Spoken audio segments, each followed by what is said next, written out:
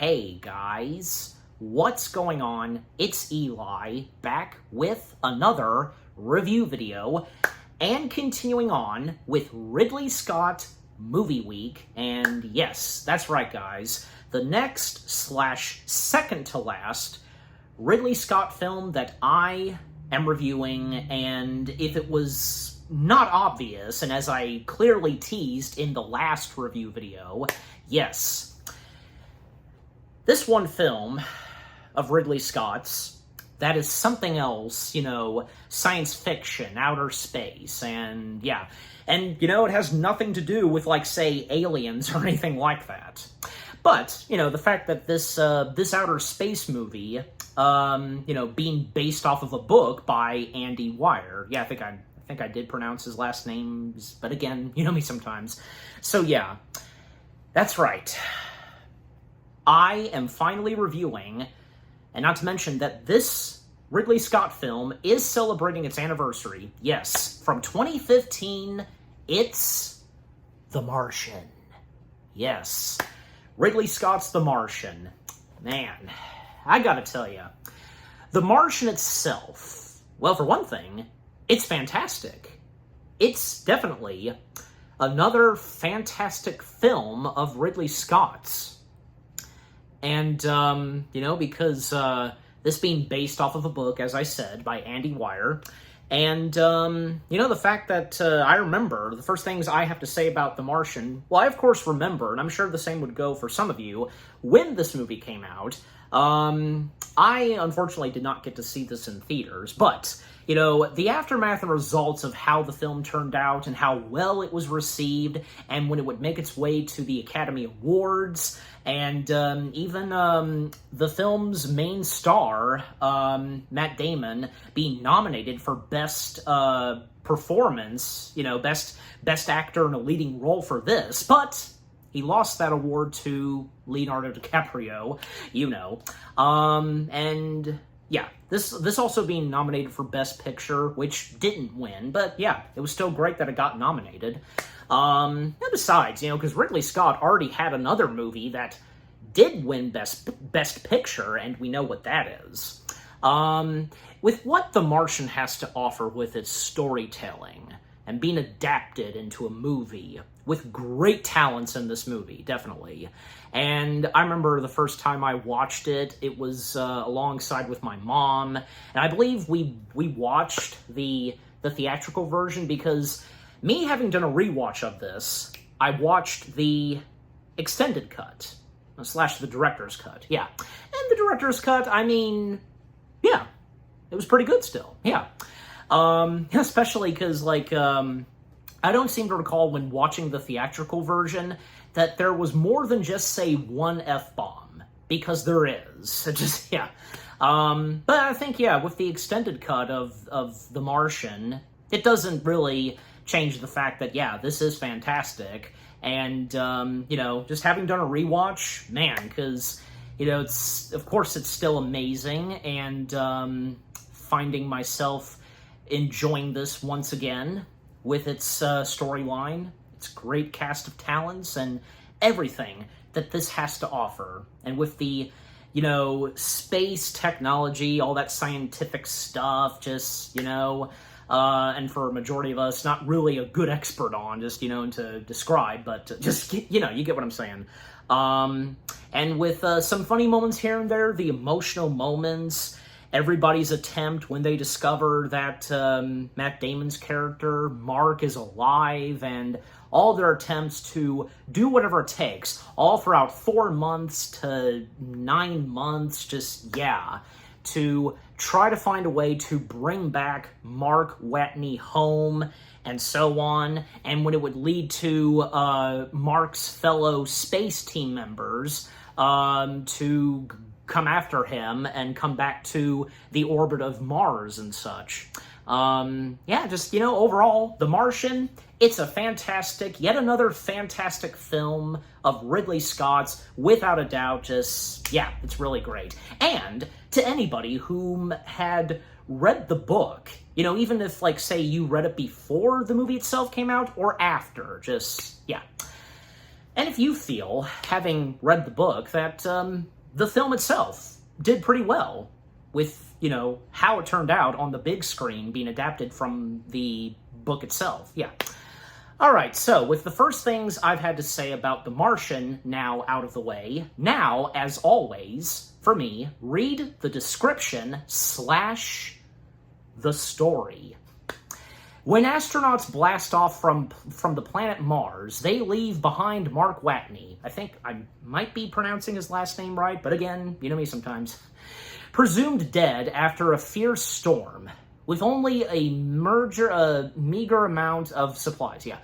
The stranded visitor must utilize his wits and spirit to find a way to survive on the hostile planet. Meanwhile, back on Earth, members of NASA and a team of international scientists work tirelessly to bring him home, while his crewmates hatch their own plan for a daring rescue mission.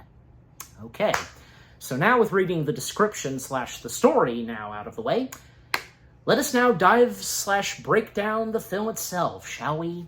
Here we go.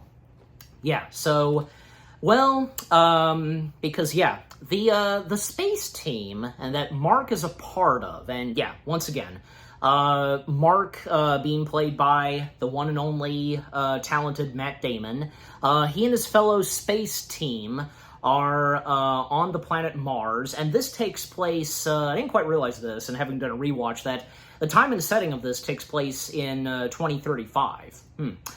But, yeah, but just overall, because they are collecting some, rock samples on Mars, and the Eris, the Eris program, that's what it's called. Yeah, because the Eris human missions to Mars were a series of human missions proposed by NASA. The original Eris mission plan consisted of 5 scientific human missions. Okay, so to mention that. So again, they're collecting some rock samples, and at one point, a severe storm is approaching them on the planet Mars, and well, whether if they're going to stay on Mars and to let the storm pass, or if they're going to evacuate to get off Mars. But it would lead to, like, say, their commander, Melissa Lewis, to make the decision to, yeah, they should get off planet Mars. And thus that's what they plan on doing. However, when they plan to disembark Mars, evacuate Mars and such, yeah, and because of the powerful sandstorm, it forces the Eris 3 crew, right, to evacuate Mars, and, well, because, yeah, the storm hitting them and the debris and such, and a solar dish would at one point hit Mark, and it would send him flying. His life signs and communications would be dead, and, yeah, they presume immediately that he's done for. However, Commander Lewis does not want to believe the fact that they've officially lost him, and she, willingly, wants to remain for a few minutes to try and find him, but, yeah, because of how severe the sandstorm is, they gotta get out of there, and thus, that's what they do, and they presume that they have lost their fellow Eris 3 crew member, Mark. And when they've evacuated Mars and they've made their way back to Hermes, yeah, the Hermes spacecraft. Well, it would be reported back on Earth that all of the crew members of Eris 3 have survived, with the exception of Mark. Yeah. And this being reported by the guy whom in the movie runs NASA, Teddy Sanders, being played by the good old talented Jeff Daniels. Yep.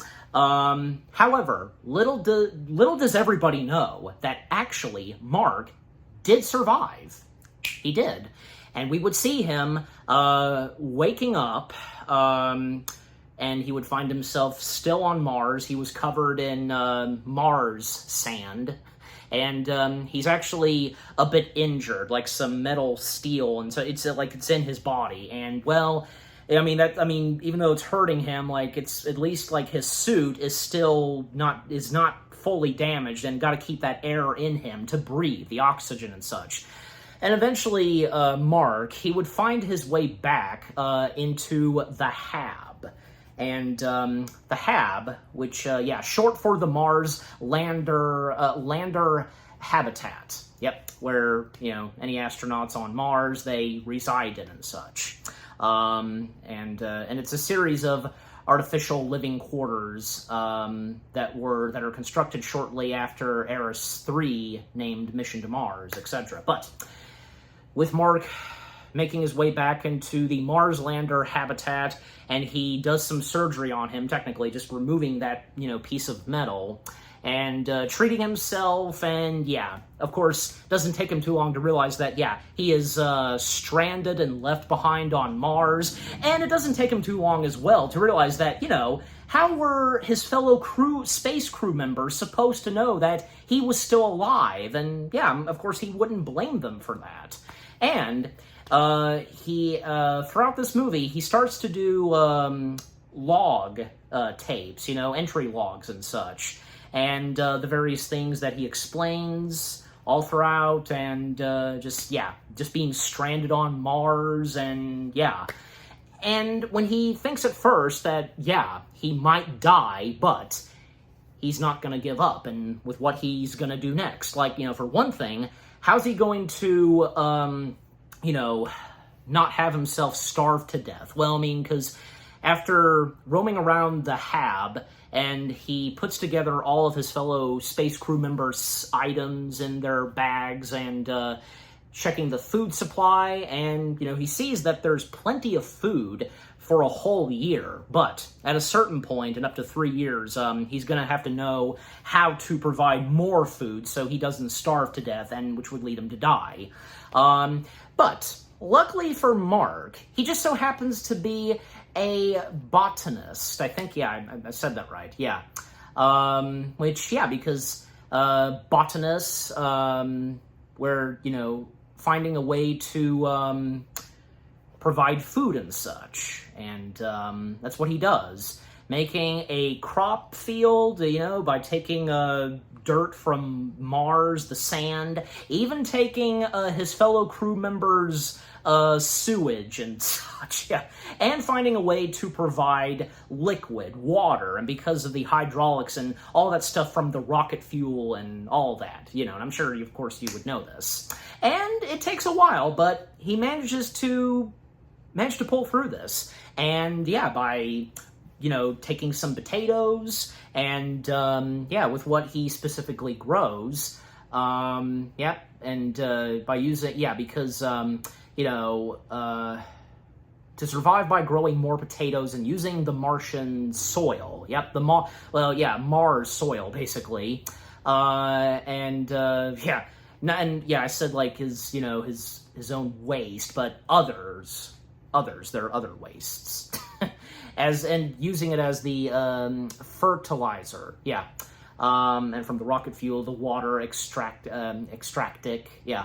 it's great to see that he manages to do this on Mars, and him being the first in mankind to do that on a habited planet. And the majority of the movie, whenever we cut to Matt Damon as Mark in this movie, is really great. And how can you not enjoy a great talent like Matt Damon, especially in this? Come on. Because what he brings to the performance and into this movie adaptation of a book is really excellent. And just really feeling the tension and all that, because having to find numerous ways to survive, and all throughout the year, the months and such, on a habited planet, which being Mars. It's just, it's amazing. With Mark managing to, make a field crop, managing to grow food and stuff like that, even when, like, say, at one point he sees little plant and such, hey there, and just, yeah, he's done it. So, and by the way, because another thing to point out most prominently is Sol. Yeah, Solar Day. Because, yeah, the term Sol, I'm reading it, refers to a Martian solar day. It's the time it takes for Mars to complete one rotation of its axis, which is approximately 24 hours and 39 minutes, and 35.244 seconds, yeah. This is about 3% longer than an Earth day. The term Sol is used to avoid confusion with Earth days when discussing time on Mars. So, yeah, and throughout the film, because we would see, as the days go by, Sol 19, or, 356, and all that, just, yeah, that's amazing. And with what's done in this movie, yeah, the science, NASA, scientific, all that in this movie, just, yeah, just saying. Okay, but continuing on, because, yeah, back on Earth, because, yeah, with everybody, of course, believing that Mark has died and has been lost, a funeral had been held for Mark, and, well, there is one moment where, a little later, that Vincent Kapoor, if I said his last name right, being played by Chiwetel Ejiofor, if I said his full name right, but you know who it is, of course, from being in Doctor Strange, the voice of live-action Scar, and the live-action remake of The Lion King, and he's done so much more than that, yeah. He's having a talk with the director of NASA, Teddy, about maybe they should go back to Mars to collect the, equipment that was accidentally left behind by the Eris 3 crew. But Teddy is against this because, well, the public's going to know about this, and if they are to find the decomposing corpse of Mark, but Vincent establishing to Teddy that there's no way that Mark's body would decompose, especially being on Mars, with what he specifically says. But, yeah, Teddy is just not sure about this. But then, at one point, a satellite supervisor, which being Mindy Park, being played by the lovely, talented Mackenzie Davis, yep, she finds out from seeing satellite pics of Mars that a couple of days later, there's been some changes to where the hab is and the dishes and so on. And when she realizes that is Mark alive? And yeah, ringing up the director of NASA, an emergency meeting to get him over here to see what's been discovered by the satellite pics. And yeah, it doesn't take them too long to realize that Mark is alive. And they're gonna have to find some way to establish this because the public's gonna know about this soon. Those images are gonna go worldwide. Because if you know NASA, then you know when it comes to, say, satellite pics and all that, even say if it's from, say, Mars. So yeah. So press conferences held, and that, well, they're gonna do whatever it takes to get Mark back on Earth/home. And meanwhile, back on Mars, Mark is busy studying and looking through the maps of the certain locations of all the NASA stuff placed on Mars, and Mark planning on knowing where to go. The specific location is to, when in the next 4 years, NASA will be back for another Mars mission. And if Mark can wait that long, and, where this location is, it's very far from where he is. And Mark using the Rover 2, it can't do that much of a mileage, driving all through Mars and to get to that place. So Mark making some adjustments to the Rover 2, and that way, because it can make its destination, and it's a 50-day journey to get to that specific location, to where the astronauts will come back 4 years later on Mars. And not to mention that Mark has to, and very smart on him, saving a lot of battery and energy for the Rover 2, where in the evening time on Mars, he has to shut off the Rover number 2, and, you know, risking being cold, because even like when he says his crotch/balls are freezing. But using some Mars radiation and such, managing to use some radiation material to find a way in which he does so to keep himself warm during the evening time. Yeah. And meanwhile, back on Earth, because, they then discover that Mark, and when there's another press conference held, that they've learned that Mark is attempting to, you know, get to the location, and when the time comes, 4 years later, to meet with the astronauts that will come back on Mars. But for those at NASA, they plan to get him back as soon as possible. Not wait 4 years, but up to 9 months. And as I said earlier, 9 months? Yeah.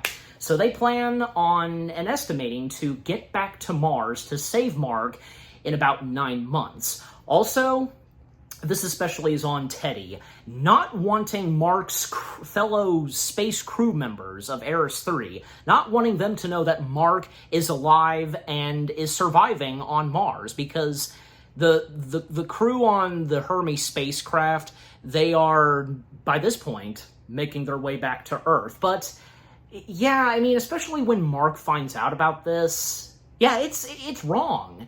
It's wrong that this has been kept from them. It had been kept from his fellow crew members for 3 months.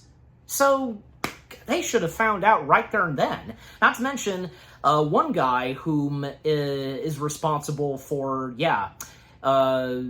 you know, in charge of the crew and up in space in the Hermes spacecraft, which being Mitch Henderson, being played by the one and only Sean Bean. Yeah, even like Mitch, he definitely wants Mark's fellow crew members to know that he's alive and well. But Teddy, it's out of the question for Teddy. And you know, Teddy, I mean, I wouldn't want to view Teddy.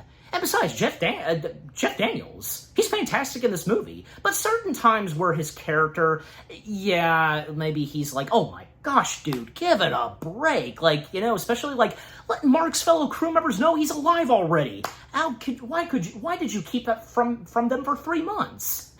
But my point being is that I wouldn't want to view his character, Teddy Sanders, as a jerk.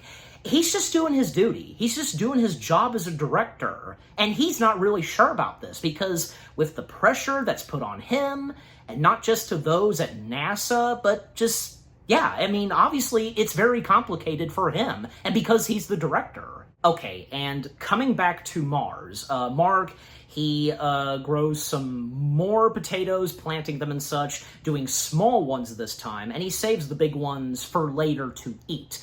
Then at one point, he discovers an old rover that was lost in 1997, yes, and which being the Pathfinder. Yep, and if you know the Pathfinder, you know the knowledge of it, just, yeah. But he manages to recover it, fix it up some, and, of course, by using it to communicate and get in contact with those back on Earth, even when, with them discovering this, and Vincent going to the Jet Propulsionatory Lab, you know, which, by the way, one of the big top members of the Jet Propulsion Laboratory is Bruce Ng, being played by good old Benedict Wong, aka 1 year after doing this movie, he would go on to be Wong in the MCU, Doctor Strange. Yep, we all know him and love him. Just, yeah, great talent, great actor. So, yeah.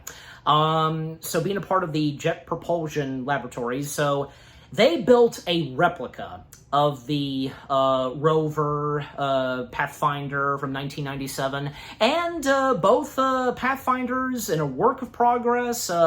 They managed to communicate with one another, Mark communicating with them, and the others communicating with Mark, and the more Mark does to the Pathfinder, and when, you know, he is told to find a way to hack into the Pathfinder, well, basically to, you know, reach out to NASA further, you know, further communications and such, yeah. And yeah, just, managing to really connect with one another, and everybody just, at times applauding. And yeah, because when they've made contact with Mark on Mars, and well, of course, them informing Mark that they are planning to go get him off Mars and to bring him back home. And again, which will take about, 9 months to do so. And Mark, he does mention, it's obvious that he was going to bring this up, and they should have known, of course, that, asking NASA how his fellow crew members of Eris 3, how they feel about him being alive and such. And that's when Vincent hates to break it to Mark that they've not been informed yet. And Mark, well, it's obvious that he does not take this very well. And letting out a few F-bombs. Well, who could blame him? It's obvious. And again, because, Mark obviously knowing, as I said earlier, obviously Mark knowing that, they had no idea that he would be alive and such, and doesn't blame them that, they had to evacuate due to the horrific sandstorm. But yeah, again, overall Mark does not take this very well, and he technically lets NASA have it, because, again, who could blame him being stranded on Mars for quite a while now, up to this point? Even, saying a few words that just, very... very strict, you know what I mean? And with what goes on, yeah. And the fact that, because the world is knowing about this, and the fact that they're knowing that, they're making contact with Mark and such. But yeah, and to still speed things up some, because eventually Mark's fellow space crew members on the Hermes spacecraft would be informed thanks to Mitch. Mitch would finally, and secretly, he's risking his career, technically, contacting and sending a private message to those on the Hermes spacecraft. And to mention some of the other members of, alongside with Mark, Eris 3, well, Commander Melissa Lewis, Jessica Chastain, there's also Rick Martinez, being played by Michael Pena, another MCU cast member, and because, that same year this movie came out, he was in the first Ant-Man film, and you know who he is, and there's also Beth Johannesson, I got the last name right, played by Rooney Mara's sister, fellow actress, Kate Mara, and there's also Chris Beck, being played by Bucky Barnes himself, another MCU cast member, Sebastian Stan. And we also have, finally, Alex Vogel, being played by Askell Henny. I think I got his last name right, I gotta say, because the other crew members of Eris 3 and whom are on board the Hermes spacecraft, they're great characters. Getting to know each of them, and, to go ahead and mention this, that apparently because there's a thing going on between Beth and Chris. Yeah, especially with what happens towards the third act of the film, but of course until I get there. So, yeah. And, also not to mention that, Melissa Lewis, she's in a relationship, she's, with her, she has a partner, and, because at some point in the movie, there would be a moment where they do, the space crew members, they do interact with their loved ones whom are back on Earth, and even, say, Vogel, interacting with, his family, and the same goes for Martinez, but that was a very nice moment, just, for a moment where we see, all of them interacting with their loved ones whom are back on Earth, that was a great moment. And again, it's very later on in the movie, but I just thought I'd go ahead and mention it. But as I was saying, so again, Mitch sending a private message to the crew that are on the Hermes spacecraft that Mark is alive and surviving still on Mars, and they're of course shocked by this, and this especially affects Commander Lewis, and this was established, that even Mitch telling them that they shouldn't blame themselves or anything like that, but Commander Lewis already pinning this on herself, thinking that it's her fault and that she should have not left Mark stranded on Mars. But again, this isn't her fault at all, because with what was going on in that situation with the sandstorm, And there was no sign of him. His life signs and all that were dead. Just, yeah, and with everything happening so fast. Just, yeah. And just, yeah, overall, because Commander Lewis, should not blame herself for this. Yeah. Also, cannot forget to mention this because the various songs that Mark listens to while stranded on Mars, like, there's one moment where he's at one point watching Happy Days, Fonz. And yeah, but the songs that he listens to, all the horrible selection of songs that come straight from Commander Lewis, all disco and such.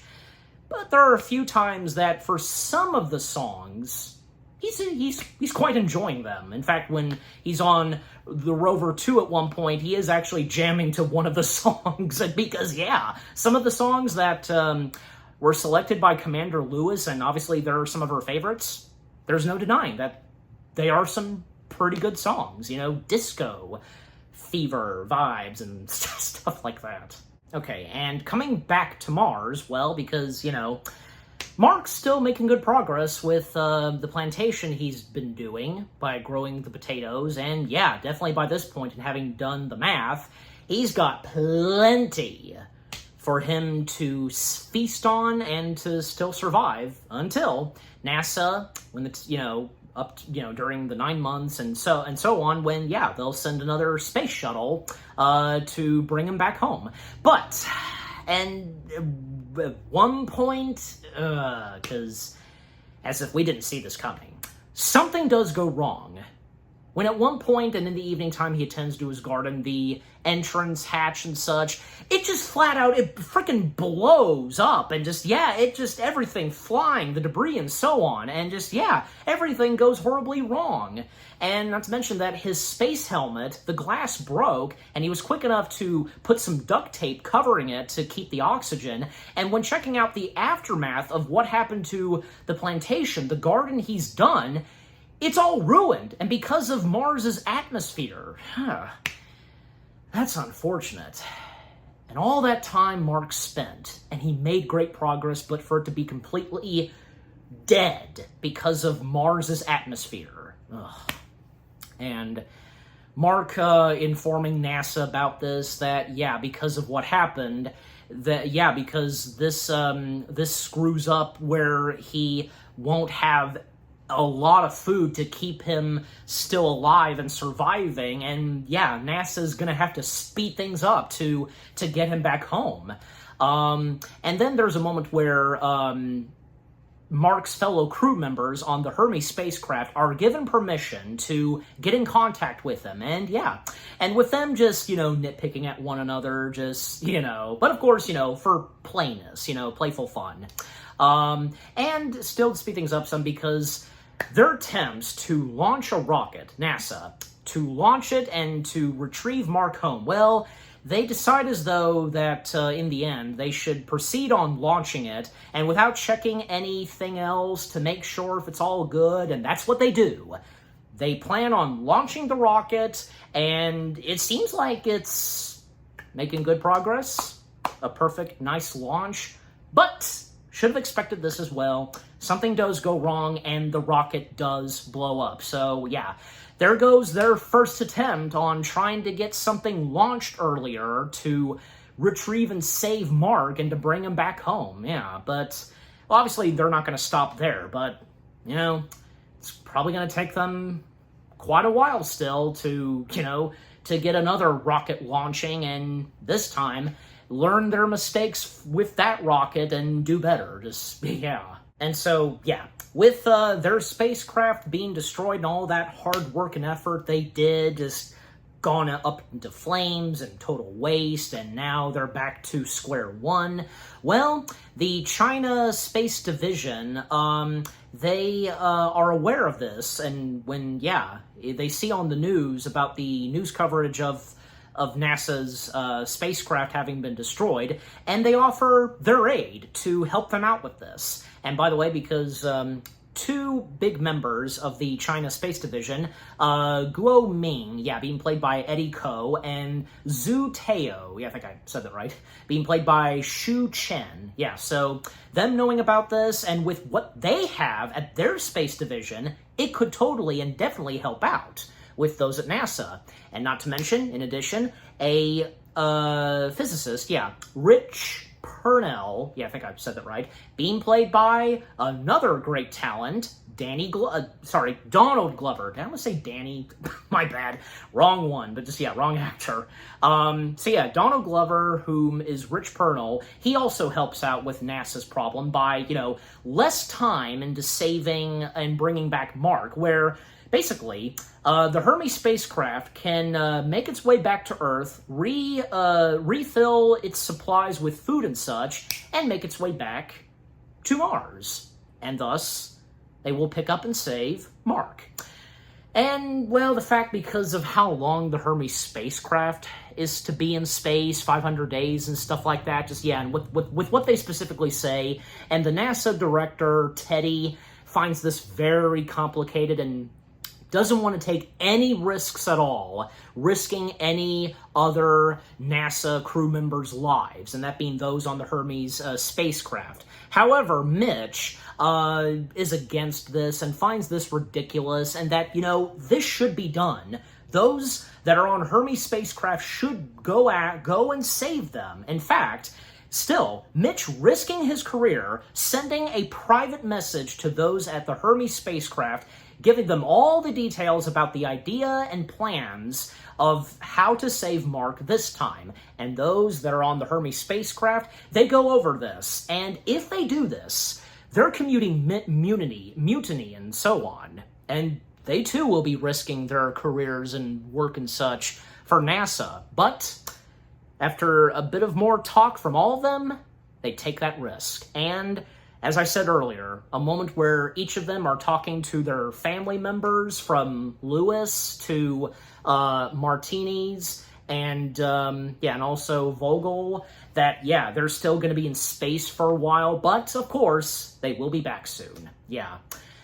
And yeah, it doesn't take too long for NASA to discover and realize, yeah, that the Hermes spacecraft is turning around and making its way back to Mars. Yeah. And to name some of the other cast members, because, yeah, we also have Mike Watkins being played by Enzo Kleinety, if I said that right. Brendan Hatch being played by Jonathan Aris. And also, we technically do get an appearance of the U.S. president. I think, yeah, because we're only hearing his voice on a phone call that Teddy makes. The U.S. president being played by Jeffrey Thomas. And there's also Jack being played by Grufford Glenn. Chinese flight director being played by Yang Haiwen. And Jen Jiang being played by Narentat Scott. I'm not going to even bother, but again, you know me sometimes. And Brian Casp, he plays Time Controller, and Satkin being played by Matt Devery, and Launcher Interface being played by Mike Kelly, Launch Control being played by Sanjay Orzilin, if I said that right, Capcom being played by Greg D. Cure, Guidance being played by Mark O'Neill, Telemetry being played by Peter Linka, Comms being played by Declan Hannigan, if I said that right, NASA Break Room Worker played by Peter Schuler, Vincent's Secretary being played by Waleska Latori, and a CNN reporter whom we would, because, yeah, a few reporters that we would see up to the third act when the moment comes, yeah. The CNN reporter being Frederick Pledigan, and reporter 1, Nicolette Barbas, if I said that right. Reporter number 2, Karen Cannon, and reporter 3, Lily Borden, and also Robert Lewis being there he is, yeah, the wife of Commander Lewis, Robert Lewis being played by Charlie Gardner, yes, and Vogue's wife being played by Nora Horich, and Marissa Martinez. Yep, Martinez's wife, being played by Camilla Fatio. Again, you know me sometimes. But yeah, just to name some of the cast members, as I like to do sometimes. And yeah, because good thing I mentioned the family members of the NASA crew on the Hermes spacecraft. Oh, and how did I forget to mention her? Because she's another big character in this movie. Annie Montrose. I think, yeah, I said that right. Being played by another lovely talent in this film, Kristen Wiig. Yes. So, yeah, and basically Annie is a NASA PR director, and, yeah, and to describe more, because, director of media relations at NASA. So, yeah. And, and I gotta say, because, Kristen Wiig, a talented, funny actress, and when she's been in movies like these, where, it's serious, she's been really good at it. But anyway, so of course I couldn't forget to mention that, and now that that's clarified, couldn't forget to mention her. Well, because, yeah, again, when NASA finding out that, yeah, those on the Hermes spacecraft are turning around, they're going to make their way back to Mars, well, Teddy scolds Mitch, and which would lead to when, yeah, after all this is done, Mitch would have to resign. But, even though with that, even with that gonna happen to poor Mitch, he still did the right thing. And what that would lead to next, for sure. Yeah, good on Mitch, and the fact that, yeah, he felt that it was unfair, and that, yeah, rightfully so, privately informing those on the Hermes spacecraft and what those on the Hermes spacecraft would do next to bring back their fellow crew member. And Mark, well, obviously, he would be informed by this because the plan they have this time to for sure save him, and Mark finding ways to, how to get all the supplies and items that have been keeping him alive and such, and with the food, and by gathering it all up, and with, using the Rover 2 and all that, and also taking the solar panels and to charge up the Rover 2 at times, all this, and, with what Mark's doing on Mars while those on Earth, what they're planning to do, and it would be, 7 months later, and the time soon arrives, and Mark, by this point, he's grown a beard, and he's packing all of his getup and all the equipment and items, and again, using the solar panels to charge up the Rover 2 at times, when to stop, and and by leaving the hab and just, shutting it down, and all that time he was spending on Mars, and all the days he was drawing, and then when it comes to the last day, he wrote his signature, his name and such, and giving his final log entry, and thus, making his destination, where to go, and where the spacecraft will be. But, the spacecraft that is, being sent to Mars, and for Mark to get on, well, this would lead to Mark being told to give up and remove all of the items he's brought, far more less weight and pressure on the craft, and also to remove the windows and such, and to replace them with tarps. So, that's what Mark does. And as for those on the Hermes spacecraft, well, because they did make a quick trip back to Earth to collect the supplies they need, food and such, and they use the Earth's gravitation to push themselves back to where they need to go, and from there on. And, and still to speed things up some, because, well, those on the Hermes spacecraft are soon arriving, and, everybody on planet Earth is watching this. It's being broadcast worldwide, and where the moment is coming that, the time has now come for them to finally and hopefully save Mark. And, those on Hermes spacecraft getting in contact with Mark, that when he launches, he will probably pass out, and that's what he does. And when the craft launches into space, the tarps are let loose accidentally, and yeah, Mark does pass out, and he's unable to inform his fellow space crew members that, he's okay. But eventually when he regains consciousness, yeah, he informs them that he's okay, and with everybody back on Earth hearing this. Unfortunately, those on the Hermes spacecraft, Eris 3, they're unable to reach out to Mark and to save him. And that's when it occurs, Commander Lewis, by telling them to build a bomb, to place it somewhere in the spacecraft, and when it explodes, it'll slow them down, and to overall get them much closer to Mark. And that's what they do. Also, couldn't forget to mention this because this was brought up earlier. Project Elrond, I think I said that right, yeah. The code name given, to the secret meeting held by NASA, and the officials discuss the critical mission to rescue, with what I said earlier, and thanks to Donald Glover's character. And, this being a reference to the Council of Elrond, Lord of the Rings. And hey, because coincidentally, we've got Sean Bean in this movie. Coincidence? I think not. Anyways, you know what I'm probably referencing to. If you know, you know. But, okay, back to where I was. So, just couldn't forget to mention that, and Okay, so, it seems like the bomb that was made seemed to work for those on the Hermes spacecraft, but still, they're still having a bit of trouble trying to get to Mark, even when it would lead to, say, Commander Lewis getting on a chair that she gets on outside of space, and with a cable attached to her, long orange rope that's attached to the space chair.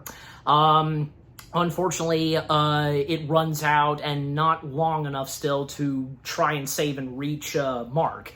Then Mark does this where he pokes a hole in his spacesuit where he will go flying, and that's what happens. And at one point missing Commander Lewis, but, when they spin around some, and the beautiful shot of, the orange rope, kind of spinning and such, eventually, Commander Lewis would save and catch Mark by the hand. And they've got him. And when the word is given to NASA, they all celebrate. The world celebrates that Mark has been rescued. Finally. And everybody is happy to see that he has survived, seeing all of the various characters, their reactions to Mark's rescue, and Mark reuniting with his fellow space crew members on the Hermes spacecraft. That was great to see. And it's obvious, even before it happened, we all knew, of course, and for those that had read the book, we knew, of course, that at the very end of the movie, Mark would be rescued and would come back home to Earth. And of course, that's what happens. Years later, the aftermath/epilogue to the film, Mark, once again, of course, back on Earth, and there's a moment where, like what we saw earlier, where he sees a plant growing and, saying, hey there. And we see that he's teaching a class of NASA, young, NASA members about, preparation for going into space. And he's perfect for that because of what he went through and the very risk/chances that maybe they might go with what he dealt with. And, then the credits roll, but it's not over because we would see Eris 4 be launched, and those from Hermes spacecraft, we see them, and of course with their families. Not to mention that, and this was very sweet, Beth and Chris, they had a child together, and it's a newborn, so it's obvious that they got married eventually, and they got pregnant, and thus, they have their child, and when Eris 4 launches, and with each of the cast members popping up and their names popping up as well. Just, yeah. That was a great way to end off the film. Just, yeah, Eris 4 launching, seeing our characters, how their lives are going after all that happened. Just, yeah. You know, even we see Mitch. Obviously, you know, sadly, Mitch, he had to resign, but he seems to be having a great time and spending time with his family, playing golf. Just, yeah. But, yeah, again, that was definitely a great way to end off the film with what the epilogue / aftermath had to offer, and with the credits, just, yeah.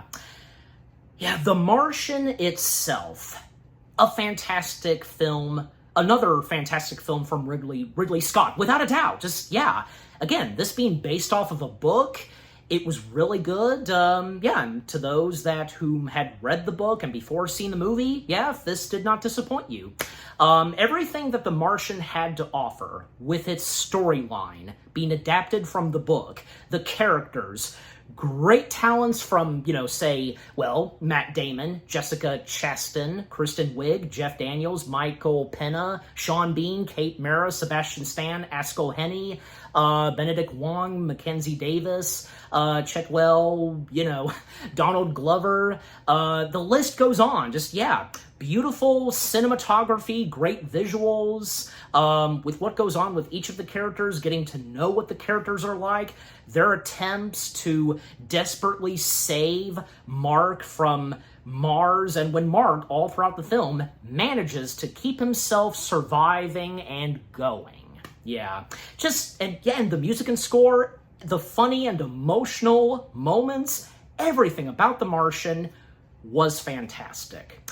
And I'm giving The Martian, well, what the heck, 10 out of 10 stars. Yes, 10 out of 10 stars for The Martian. And what about you guys? What did you think of The Martian itself? Any of you that got to experience this in theaters, any of you that had read the book, and if any of you read the book before seeing the movie, and if you think that, you know, with what was brought to the big screen straight from the book, was pretty well done. Who were some of your favorite characters, and your favorite moments, your favorite dialogue, you know, the lines, the quotes, the funny moments, the emotional moments, the intenseful moments, just, yeah, everything about The Martian, just, yeah, just overall, and if The Martian is one of your top favorite movies of Ridley Scott's, yeah, but just, yeah, overall, again, what do you think of The Martian itself? And with what I've had to say, my review, and yeah, what did you think of my review? Leave comments and give this review video a like, as always.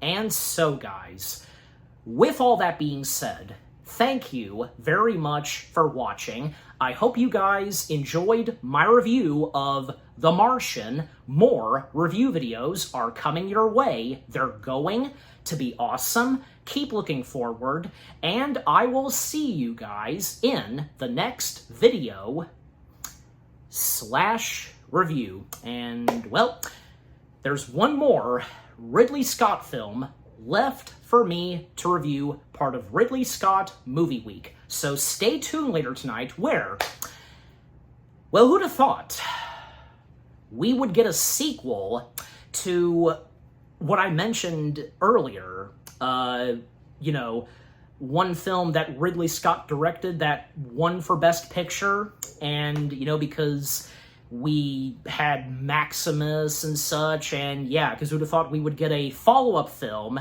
you know, of what it's like, and because we have no Maximus and such, it's, yeah, I think it's obvious you know exactly what I'm talking about. So, again, stay tuned for that.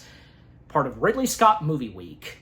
What I'll be reviewing for last. Yeah, again, part of Ridley Scott Movie Week. So, yeah, take care, happy anniversary to The Martian, and peace out.